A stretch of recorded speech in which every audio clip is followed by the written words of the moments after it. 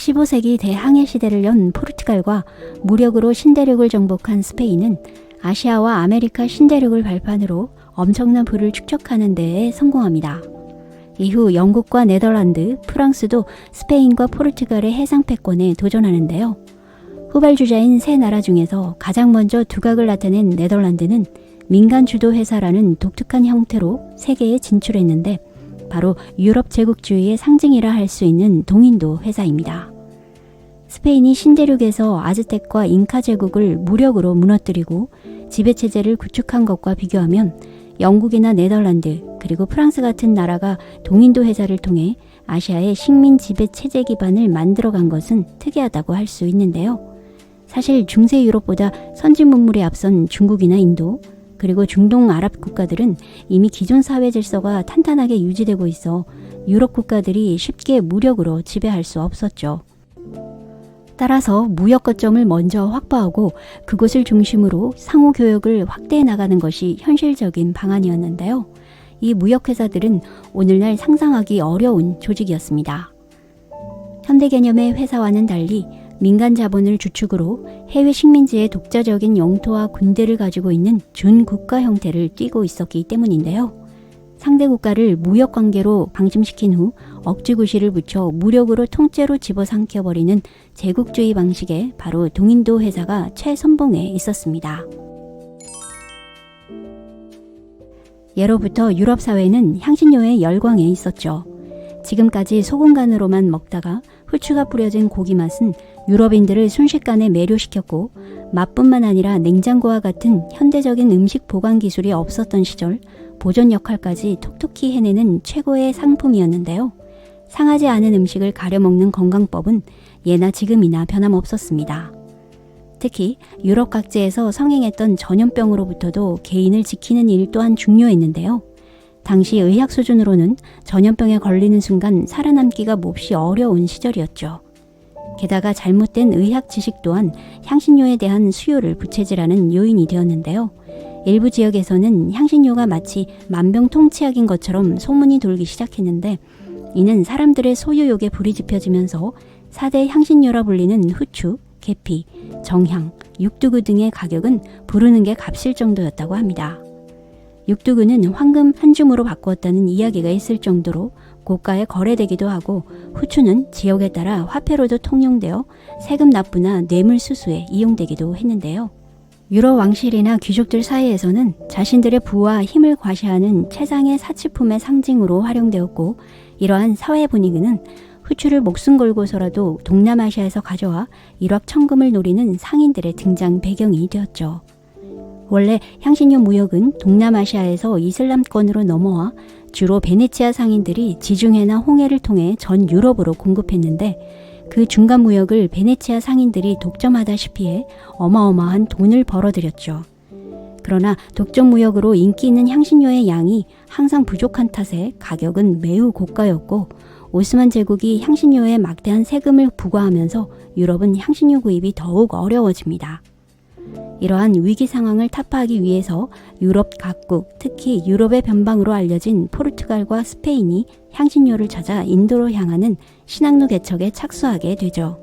가장 먼저 포르투갈은 아프리카 희망봉을 거쳐 인도와 중국 등 아시아 지역으로 진출하는 신항로 개척에 성공하는데요. 향신료와 차 같은 다양한 기호품을 가져와 전 유럽에 되팔면서 거대한 이득을 챙깁니다. 대서양을 가로질러 인도로 향하는 스페인은 엉뚱하게도 아메리카 신대륙을 발견하지만 오히려 그곳에서 대량의 금과 은을 수탈해 엄청난 부를 획득하게 되고 유럽의 변방이었던 스페인은 하루아침에 최강의 무적함대 스페인으로 재탄생하죠. 사실상 신항로의 바다는 스페인과 포르투갈에 의해 양분하게 됩니다. 그렇다면 네덜란드 동인도 회사는 어떻게 설립되었을까요? 스페인과 포르투갈이 신항로 개척으로 막대한 부를 챙기는 모습을 보고 유럽 나라들은 크게 자극을 받게 됩니다. 16세기 유럽은 약간 복잡한 상황이었는데요. 그 당시 네덜란드는 하나의 통일 국가가 아닌 17개 주로 나뉘어진 상태로 카톨릭 국가 스페인의 지배하에 있었는데 유럽 세계는 부패한 카톨릭에 대한 불신으로 종교개혁이 고조되고 있었던 상황이었죠. 스페인은 네덜란드의 종교개혁 운동을 탄압하고 경제적 자유를 제한했는데요. 결국 압박에 반발한 17개 주가 힘을 합쳐 스페인에 대항해 이른바 80년 전쟁이라 불리는 독립전쟁을 일으키고 전쟁에서 승리합니다. 이후 독립한 네덜란드는 유럽 각지에서 종교적, 경제적으로 탄압받는 사람들을 받아들이죠. 그런데 이 기나긴 독립 과정에서 다양한 문제가 발생했는데 그중 하나가 향신료를 둘러싼 충돌이었습니다. 1580년 잘 나가던 포르투갈이 스페인에 합병된 사건은 포르투갈에서 다량의 향신료를 구입하고 있었던 네덜란드에게 큰 타격이었죠. 스페인이 향신료를 구입하러 온 네덜란드 상인들의 포르투갈 입항을 금지해버렸기 때문인데요. 결국 포르투갈에서 향신료를 구입하지 못한 상인들은 직접 동남아시아로 진출하게 되고 마침내 향신료 매입에 성공해 첫 항해에서 투자자들에게 무려 4배라는 큰 수익을 가져다 줍니다. 결과 네덜란드 본국에서는 향신료 무역회사가 잇따라 설립되지만 반대로 자국 내 회사끼리 향신료 매입과 판매 경쟁이 심각해지고 상인들끼리 과다 출혈 경쟁으로 향신료 가격이 폭락하는 문제까지 발생하는데요. 이 문제를 해결하기 위해 네덜란드 정부가 회사 통합이라는 방법을 제안하게 됩니다. 난립한 회사들을 하나로 통합하면 과다 경쟁을 회사할 수 있고 더 나아가 통합만이 외적들을 물리치는 유일한 방법이라 주장하며 상인들의 애국심을 부추겼죠. 또 이 통합 제안을 받아주면 후추 무역 독점권까지 주겠다는 제의까지 하면서 상인들을 설득하는 데 성공합니다. 1602년 마침내 네덜란드 동인도 회사 VOC가 탄생하는데요. 영국 동인도 회사보다 2년 정도 늦게 설립된 VOC는 네덜란드어로 하나로 통합된 동인도 회사라는 뜻인 경제 공동체였지만 운영하는 데는 쉽지 않았습니다. 주변 열강들의 대선단은 왕이나 귀족들의 대대적인 자금 지원 하에서 운영되었지만 네덜란드 정부는 그럴 만한 여력이 없었죠. 대선단을 꾸리는 데에 몇몇 사람의 돈으로는 턱없이 부족하다고 판단한 VOC는 운영 자금을 지금까지의 소수 귀족층과 선주들에게만 투자받은 방식에서 일반인들도 포함한 대규모 공동 투자 방식으로 채택하는 기발한 아이디어를 냅니다. 이는 천여 명의 투자가들로부터 큰 돈을 투자받게 된 성공적인 결과를 가져왔는데요. 성공의 핵심에는 스페인 밖으로부터 도망쳐온 유대인들이 있었습니다. 이들이 암스테르담으로 옮겨와 해상무역업과 금융업에 종사하면서 네덜란드의 동인도 회사에도 막대한 자금을 투자하며 사실상 유대인이 VOC를 장악하죠. 이렇게 설립된 VOC는 유대 자금의 힘으로 영국 동인도 회사보다 더 큰 10배 이상의 규모였다고 합니다. 그런데 투자한 금액에 비례해 공평한 몫을 나누기를 목적으로 투자자들로부터 자금을 조달받았지만 돌려주는 방식에 문제가 생겼습니다. 고민하던 VOC는 투자금을 한 곳에 모아놓고 그 투자 자금에 대한 소유권을 나타내는 표시로 종이 위에 동인도 회사 주식이라고 쓴 권리 증서를 발행했는데요. 이것이 바로 근대 주식의 시작이었습니다. 초기 선단의 운영 방식은 배가 출항할 때마다 투자금을 받고 배가 돌아오면 투자금을 정산해 모임을 해산시키는 일회성 운영 방식이었는데요. 항해가 계속되고 수익이 늘어남에 따라 새로운 방식의 사업 운영 시스템이 도입됩니다. 일회성 단기 자금 조달 항해가 아닌 10년 주기로 한꺼번에 정산하기로 한 것인데요. 항해가 끝나도 투자금을 바로 돌려주지는 않고 이익이 날 때마다 배당금으로 돌려주는 오늘날의 주식 배당금 제도를 채택해 세계 최초의 주식회사 네덜란드 동인도 회사가 재탄생합니다. 주식회사의 등장으로 지분을 판매하는 주식이라는 개념과 주식들을 거래할 수 있는 증권거래소도 네덜란드에서 최초로 등장하죠. 이러한 주식거래 방식은 회사를 크게 성장시키는 획기적인 요인이 되는데요. 투자금이 장기간 보존되어서 회사가 일회성으로 해체되지 않고 항구적으로 존립하게 된 것입니다. 이후 VOC는 전 유럽의 투자를 활성화시키며 세계 최초의 다국적 기업으로 성장하게 되는데요. 마침내 주식회사 시스템을 채택한 VOC는 영국과 포르투갈을 제치고 세계 최고의 무역회사로 성장합니다. 일반 대중들의 자본금을 모두 끌어모아 유망한 기업에 투자하는 방식은 이후 유럽과 아시아 사이에 상업 격차를 크게 벌려버리는 결과를 낳게 되죠. 이후 VOC의 규모가 갈수록 커져감에 따라 네덜란드 정부는 회사가 해외 무역을 더욱더 원활하게 할 수 있도록 여러 가지 특권을 부여해 주었는데요. 특히 아시아로 떠난 배와 교신하는 데에 1년 이상이 걸리는 점을 고려해 VOC가 현지에서 일어나는 여러 상황을 신속히 해결할 수 있도록 해줍니다. 게다가 머나먼 이국에서 경쟁자들을 이기려면 칼을 움켜쥔 상인이 되어야 한다며 회사 자체 군대 보유와 사법권을 부여합니다. 그리고 유사시 상대국과의 전쟁 발동권과 조약 체결권 등 민간 회사라고는 믿기 어려운 엄청난 권한까지 주게 되는데요. 정부의 이러한 전폭적인 지원으로 VOC는 아시아 등지에 수많은 식민지 요새를 건설하며 군대와 영토를 가진 준국가 조직으로 탈바꿈하기 시작하죠. 이후 영국, 프랑스와 경쟁해 오늘날 인도네시아의 작은 섬들을 점령하는데요. 이 작은 섬들은 약탈과 파괴로 망가져갔고 많은 희생 끝에 VOC의 영토로 편입되어 갔습니다. 이 섬들은 대부분 주요 향신료 원산지였기 때문에 동남아 향신료 무역은 네덜란드 VOC가 거의 독점하게 되고 포르투갈을 대체해 아시아 무역을 완전히 장악하게 되는데요. 17세기 전성기의 VOC는 상선이 150척, 군함 40척, 그리고 5만 명의 회사 직원과 1만여 명의 군대를 거느리는 세계 최대의 주식회사로 성장하며 대성공을 거두게 됩니다. 인도네시아 주변 섬들은 육두구와 같은 고급 향신료의 원산지로 VOC가 거의 독점하고 있었는데요. 거기에 느닷없이 나타난 것이 바로 영국 동인도 회사였습니다. 원래 영국이 네덜란드의 독립을 도와준 사이라 적대적 관계는 아니었지만 수익 앞에서는 우호관계 따윈 존재하지 않았습니다. 시간이 갈수록 양국 동인도 회사들의 향신료 쟁탈전은 격해져 가고 1623년 두 회사가 충돌하는 사건이 발생합니다. 암본섬에 위치한 영국 사무소를 VOC 상인들이 습격했는데요. 사건의 전말은 영국 상인들이 일본 용병들을 이용해 자신들을 습격하려 한다는 혐의를 들어 영국인 등 20명을 붙잡아 고문 끝에 자백을 받아내고 그들을 일방적으로 처형해버린 것입니다. 자국 상인들이 살해당했음에도 불구하고 군사력이 약한 영국은 한마디도 못하고 동남아의 향신료 시장에서 쫓겨나 VOC가 다시 무역을 독점하게 되죠. 안본 사건 이후 VOC에게 크게 뒤처진 영국 동인도 회사에 대역전의 기회가 찾아옵니다. 17세기 중엽 영국에서 일어난 청교도 혁명으로 왕정이 무너지고 공화국이 탄생하게 되는데요. 영국은 곧바로 해양 상업을 지원하기 위해 새로운 항해법을 발표하는데 핵심 법안의 골자는 영국 항구에서 운반하는 모든 화물은 영국 배를 이용해야 한다는 것이었습니다. 법안의 타겟은 당시 압도적으로 우세했던 네덜란드의 상업과 해운업에 타격을 주기 위한 조치였죠. 항해법 실행으로 결국 영국과 네덜란드는 130여 년간의 오랜 시간 동안 총 4차례의 전쟁을 치르는데요. 이 전쟁은 세계 역사상 첫 무역 전쟁으로 기록됩니다. 안본 사건 이후 영국은 네덜란드에 대한 복수의 칼날을 갈았던 것일까요? 영국은 이미 이전에 약소했던 군사력이 아니었습니다. 힘겨운 싸움이었지만 마지막 4차 전쟁에서 대승을 거두게 되었고 네덜란드의 패배는 VOC가 사라지는 결정적인 요인이 되었죠.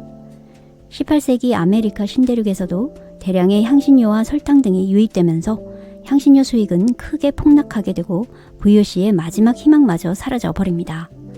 1799년 마침내 네덜란드 동인도 회사는 사실상 파산 상태에 놓이면서 해산의 길로 들어서는데요. 한때 동남아 향신료와 세계 무역을 장악하며 네덜란드의 독립과 부국강병에 가장 큰 기여를 한 VOC. 하지만 많은 동인도 회사들과 새로운 상업 네트워크를 개척하는 과정에서 전쟁과 폭력에 너무 의존하는 한계를 드러냈기에 필연적으로 사라지는 길을 걸을 수밖에 없지 않았을까요? 16세기 유럽, 스페인의 무적 함대가 대활약을 하며 전성기를 누리고 있을 무렵 영국의 사정은 어떠했을까요? 당시 영국은 북쪽은 스코틀랜드, 남쪽은 잉글랜드로 분리되어 있었는데 엘리자베스 여왕의 통치하에 있었던 잉글랜드는 국교회로서 카톨릭의 스페인과는 끊임없는 종교적 대립이 있는 시기였죠. 잉글랜드가 세계로 진출하기 위해서도 언젠가 스페인과의 전쟁은 피할 수 없음을 각오한 여왕은 해군의 중요성을 파악하고 육군보다 해군력을 집중 육성하려고 했습니다. 하지만 경제적으로 형편없는 약소국가임을 절감하고 사략사업, 이른바 국가공인 해적사업을 장려하게 되는데요. 여왕이 해적제를 허가해주는 대신 약탈한 수익의 일부를 바치게 했죠. 여기서 해적 활동으로 대활약한 인물 프랜시스 드레이크는 잉글랜드의 대해적이자 영웅이었습니다. 콜럼버스의 신대륙 발견으로 아즈텍과 잉카 제국을 정복하고 강대국으로 군림한 스페인이 신대륙에서 약탈한 금은보화를 싣고 대서양을 통해 스페인 본국으로 운반해 들여올 무렵 바로 이 운반선을 드레이크의 해적선이 호시탐탐 기회를 노려 기습 공격했는데요. 스페인 무적함대의 영향력이 약했던 머나먼 신대륙의 스페인 상선에게 드레이크는 두려운 존재였죠. 그는 스페인 상선을 집중적으로 공격하고 상상을 초월하는 금은보화를 약탈해 엘리자베스 여왕에게 바쳤다고 하는데요. 이때 바친 30만 파운드 가량의 재화는 당시 잉글랜드 왕실의 3년치 수입액과 맞먹는 액수였다고 합니다.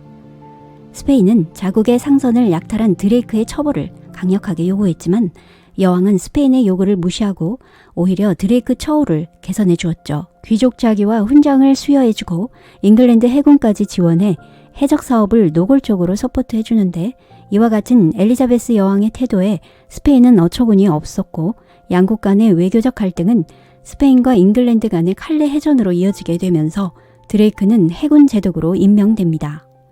드레이크 함대와 스페인의 함대가 정면 충돌하는 소리가 전장에 울려 퍼지고 양국 간의 전쟁은 누가 보더라도 유럽 최강의 해군력을 자랑하는 스페인 무적 함대의 압승을 예상했는데요. 결과는 정반대였습니다. 승리는 드레이크 제독이 이끄는 잉글랜드 해군의 편이었죠.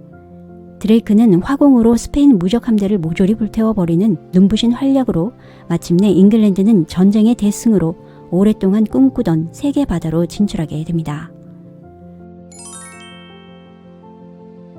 그렇다면 영국의 동인도 회사의 설립 과정은 어떻게 진행되었을까요? 초창기 런던 상인들은 포르투갈 상인들로부터 향신료를 비싼 값에 사서 다시 국내에서 더 비싼 가격으로 되팔아 이익을 남기는 방식으로 무역을 했는데 더 많은 이익을 위해서 포르투갈 상인들을 통하지 않고 직접 지구 반대편 인도로 건너가 향신료를 대량 구입하려고 합니다. 그러나 항해에 필요한 배나 선원들과 식량 등 항해 선단을 꾸린다는 것은 당시 웬만한 부자가 아니면 엄두도 못 내었죠. 배가 침몰하거나 해적을 만날 리스크까지 생각하면 무리수가 있었던 것인데요. 16세기 후반 네덜란드의 한 무역회사가 포르투갈의 독점 상품이었던 동남아시아 향신료 무역에 진출해 큰 수익을 올렸다는 소식에 자극을 받게 되고 이제 런던 상인들은 서둘러 구체적인 회사 설립의 계획을 수립해 먼저 여왕 폐하의 제가를 구하게 됩니다. 상인들은 다른 경쟁자들을 사전에 제거하기 위해 동인도 무역에 대한 독점권을 받기를 원했고 그 대가로 여왕에게 세금을 바치겠다고 제의했는데요. 엘리자베스 여왕은 상인들의 제안을 수용하고 15년 기간이라는 기간 한정을 두었지만 사업안을 허락해 주었죠. 1600년 마침내 영국 동인도 회사 EIC가 설립됩니다. 네덜란드 동인도 회사보다 2년 정도 먼저 설립되었지만 자금력이나 회사 경영 등 모든 면에서 네덜란드의 상대가 되지 못했습니다. EIC 역시 네덜란드 회사와 마찬가지로 초기 자금 조달 방식은 일회성이었는데요. 무역선단이 한번 출항할 때마다 투자금을 받고 싣고 온 물건을 팔아 대투자자들에게 돌려주었지만 배가 무사히 돌아오지 못할 경우 배당금은 한 푼도 받지 못하는 경우가 발생하기도 했죠. 처음 출발한 4척의 무역선단은 수백 명을 태우고 인도로 향했지만 경험 부족으로 인해 항해 도중 선원의 20%가 괴혈병과 사고로 죽는 큰 피해가 발생하면서 겨우겨우 후추를 손에 넣었는데요. 하지만 영국으로 돌아가는 과정에서 사망자가 발생해 출발할 때보다 절반에 가까운 선원을 잃었고 후추 가격까지 폭락해 큰 이익을 남기지 못했죠. EIC는 결국 투자자들에게는 현금 배당을 못하고 후추로 현물 배당해야 했다고 합니다. 이후 EIC는 힘든 상황에도 불구하고 이번에는 고급 향신료를 구하기 위해 인도네시아의 암본섬으로 향하게 되는데 그곳은 이미 네덜란드 동인도 회사가 장악하고 있었던 지역이라 두 회사 간의 충돌이 불가피해 보였죠. 결국 1623년 네덜란드 상인들에게 영국 상인과 일본인 용병 등 20명이 잔혹하게 살해되는 암본 사건이 발생했고 그 결과 ERC는 동남아의 고급 향신료 시장에서 쫓겨나 어쩔 수 없이 인도로 향하게 됩니다. 대영 제국의 기틀을 마련한 엘리자베스 여왕이 1603년 숨을 거두고 스코틀랜드의 제임스 6세가 왕위 계승권자가 되는데요. 그는 잉글랜드로 건너와 제임스 1세로 스튜어트 왕조를 열게 되면서 스코틀랜드와 잉글랜드는 연합하지만 각국의 의회와 군대는 독자적으로 유지되었습니다. 그의 아들 찰스 1세에 이르러 의회와의 갈등이 내란으로 번지고 17세기 중엽 왕당파와 의회파의 내전 청교도 혁명이 일어나는데요. 혁명을 지휘해 승리로 이끈 공화정의 의회수장 크로멜이 왕정을 무너뜨리고 공화국을 선포하게 된 역사적인 사건이 발생합니다. 이 사건은 네덜란드 회사에게 크게 뒤처진 ERC의 대역전의 기회를 가져다 준 계기였죠. 카리스마 넘치는 크로멜은 곧바로 국가 개조에 착수하는데요. 먼저 네덜란드 회사와의 무역 경쟁을 최우선 과제로 선정해 ERC의 경쟁력을 높이기 위해 여러 가지 특권을 부여해 주었고 네덜란드 동인도 회사의 경영 모델을 모방해 주식회사로 전환시킵니다. 출자자는 주식 형태로 투자해 수익이 배분되었고 주식의 매매도 허용되었는데요. 회사의 수익이 높아지자 배당도 커지고 ERC는 점점 대규모로 성장했습니다. 네덜란드 회사처럼 대규모 함선을 비롯한 군대를 보유하게 되고 선전포고와 군사장의 권리까지 전면적으로 부여받게 되었는데 이것이 바로 약탈과 잔인한 학살로 악명 높은 영국 동인도 회사의 시작이었으며 훗날 거대한 식민지 제국을 세워 대량의 금은보화를 쓸어 모아 착취하는 영국 제국주의의 천병 역할을 하게 됩니다. 또한 영국 정부는 자국의 항구에 들어오는 모든 화물들은 영국 상선으로 운반해야만 한다는 항해법을 발표하여 당시 압도적으로 우세했던 네덜란드 경제에 큰 타격을 주었고 이에 강력히 반발한 네덜란드와 1652년 영국 간의 최초의 무역전쟁으로 불리는 영란전쟁이 총 4차례에 걸쳐 발발합니다. 안본 사건에서 치욕스러운 패배를 느낀 영국은 해군력을 강력히 키워왔고 마침내 네덜란드의 패권에 도전했던 것인데요. 양국의 무역전쟁은 일진일퇴를 반복했지만 마지막 4차 전쟁에서 영국이 결정적으로 대승리를 거두면서 130여 년간의 긴 무역전쟁을 끝내고 최후의 승자가 됩니다. 18세기는 인도아시아 대륙에서도 유럽 국가들의 무역 경쟁이 날로 격해지는 시기인데요. 특히 영국과 프랑스 세력이 인도를 둘러싸고 가장 치열한 대립을 보입니다. 당시 무굴 제국의 상황은 매우 혼란한 시기였죠. 중앙 지배력이 약화되고 각지의 토우들이 사실상 독립적 정치 체제를 형성해서 서로의 영토를 침략하기 위해 음모와 모략이 난무했는데요.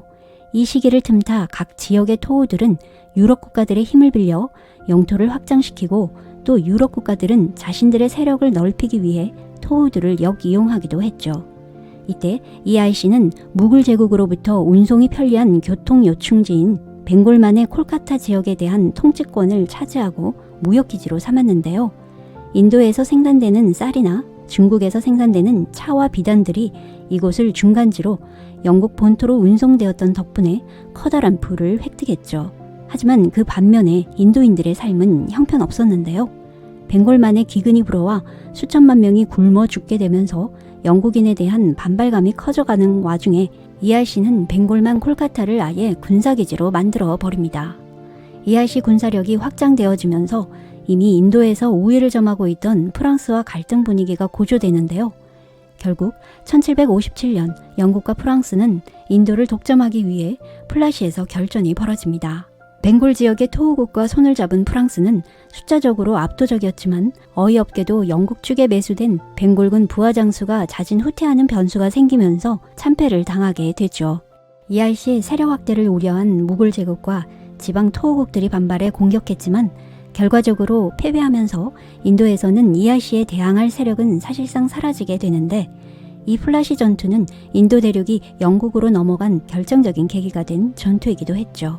프랑스를 몰아내고 인도 주도권을 장악한 ERC를 앞세운 영국이 인도를 간접 통치하기 시작했던 것입니다. ERC는 무굴 제국과의 전투에서 승리하여 벵골을 포함한 3개 지역에서 세금 징세권을 양도받은 것은 물론 행정사법권까지 갖게 되어 의회로부터 인도를 관리할 권한을 부여받았죠.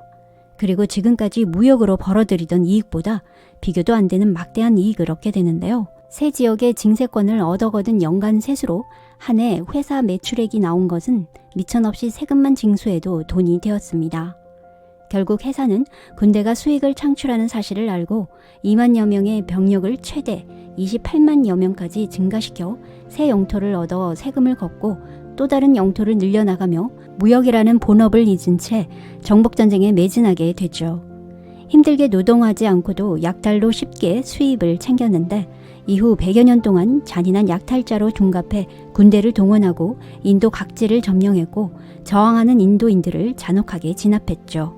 이때부터 인도에서의 지위를 둘러싸고 영국 정부와 이해 다툼이 벌어지기 시작하는데요. 영국 정부가 본토보다 넓은 땅을 지배하는 ERC를 견제하기 시작한 것입니다. 영국 정치인들은 무역회사가 영토를 지배하는 권력기관으로 변신한 데 대해 정부가 개입해야 한다는 입장을 내세웠고 이에 대해 ERC 측은 영토가 무굴 제국의 현지 토우의 것이고 세금 징세로 수익만 얻기 때문에 회사가 관리해도 무방하다는 입장이었죠. 하지만 기업과 정치가 부딪혔을 때는 입법권을 가진 쪽이 이기는 법. 18세기 후반 영국 의회는 동인도 회사를 규제하는 여러 법안을 제정해 ERC의 권력을 줄이고 영국 정부의 기능을 강화하는 쪽으로 방향을 틀기 시작하는데요. 인도에 대한 영국 정부가 직접 개입하기 시작하면서 영국은 제국주의의 길을 걷게 됩니다. 한편 영국 정부의 규제를 받게 된 ERC는 어떻게 되었을까요? 회사들은 권한이 약해졌어도 철저한 자본주의자들이었죠. 이전보다 수익률이 떨어지자 통치 비용을 마련한다며 값싼 임금으로 노동력을 착취하고 50%에 달하는 과한 토지세를 징수하며 인도에서의 폭정은 나날이 심해져 갔습니다. 이후 영국은 국민음료가 된 홍차와 같은 차 수입량 폭증으로 청나라와의 무역에서 적자가 발생하게 되고 차 수입에 결제할 돈이 부족했죠. 이때 무역 적자를 메우기 위해 쌀 대신 양귀비를 심어 아편을 수확하게 되고 그 아편을 중국으로 싣고 가 비싼 가격에 팔아 이익을 챙겼는데요. 이로 인해 인도 주민들의 경작지를 아편 재배를 위해 논밭을 갈아엎어 강제로 플랜테이션을 하는 등 온갖 사악한 짓을 자행하였죠. 아편 수요는 증가했고 아편에 중독된 숫자도 어마어마해 청나라는 보고만 있을 수 없었는데요. 밀수입한 중국인들을 체포하고 아편을 몰수해 영국 상인들을 추방시킵니다. 이후 영국은 1840년 아편 폐기 사건을 트집잡아 청나라와 아편 전쟁을 일으키고 승리를 거두지만 인도는 물론이고 영국 본국에서도 부도덕하다는 여론이 확산되었죠. 결국 영국 정부는 동인도 회사가 가져다주는 수입보다 골칫거리가 점점 커지자 동인도 회사 규제법을 통과시킵니다. 이 법에 의해 영국 정부는 ERC의 주요 직위에 대한 임명권을 가지게 되었고 회사를 감시 감독하게 되고 이후 영국 본국에서 산업혁명이 일어나 자본가들이 ERC의 무역 독점권 철폐를 요구함에 따라서 인도 무역의 독점권까지 박탈하게 됩니다. 위축된 ERC는 마지막 결정타를 맞게 되는데 회사가 고용하고 있던 세포이라 불리던 인도 용병들이 처우에 불만을 품고 반란을 일으킨 것인데요. 바로 이 사건이 인도 독립의 시작을 알리는 세포이 항쟁이었습니다. 세포이들의 대반란으로 영국 동인도 회사는 치명상을 입게 되고 힘겹게 진압에는 성공하지만 회사의 명운은 이미 기울어집니다. 영국 정부는 반란의 책임을 묻는 것과 동시에 ERC가 더 이상 인도를 통치할 수 없다는 결론을 내리고 회사가 가진 인도에 대한 모든 권한을 빅토리아 여왕과 영국 정부에 넘기는 새로운 인도법을 통과시키게 되죠. 1877년 빅토리아 여왕은 영국 여왕인 동시에 식민 제국이 된 인도 제국의 황제로도 등극했는데요. ERC는 자신들이 세계 각 지역에 문명화를 주도한 사절단이라 끝까지 주장하며 회사 존립의 필요성을 강조했지만 세계 각지에서는 이미 새로운 개혁운동의 바람이 불고 있었습니다. 프랑스 혁명과 노예 해방 등 민중들의 각성이 일어나는 인도주의적 개혁운동이었죠. 영국이 대영 제국을 건설하는 데에 큰 공을 세웠던 동인도 회사였지만 회사식 제국주의적 자본주의는 점점 시대에 뒤떨어진 한계를 보이게 되면서 1858년 동인도 회사 ERC는 258년이라는 영욕의 시간을 뒤로하고 마침내 역사 속으로 사라지게 됩니다. 정리한 내용은 여기까지입니다. 흥미로우셨다면 좋아요 부탁드릴게요. 끝까지 시청해주셔서 감사합니다.